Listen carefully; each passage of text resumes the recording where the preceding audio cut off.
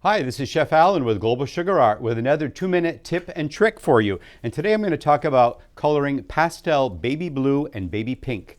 Often you think of just grabbing white fondant and adding some pink or blue food coloring to it. But the best result is when you use ivory fondant. You're going to get a much more softer baby blue and baby pink. So I've got a little bit of ivory fondant, and I'm going to put just a little bit of royal blue gel. This is the Allen Tetro Select Colors, the gel colors, and mix this up. And while I'm mixing this, I wanted to just show you the three blues.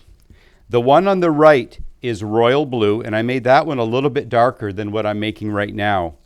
The middle one is made with navy blue, and that sort of gives a nice, like a light robin egg. And the sky blue actually gives you a perfect color for like a reveal party, whether a boy or a girl, you're not really sure. The yellow of the ivory sort of brings out the green in that sky blue. So it's a great color. So this is all mixed. And this is the light baby blue using royal blue. And then this is just a little bit darker using the royal blue.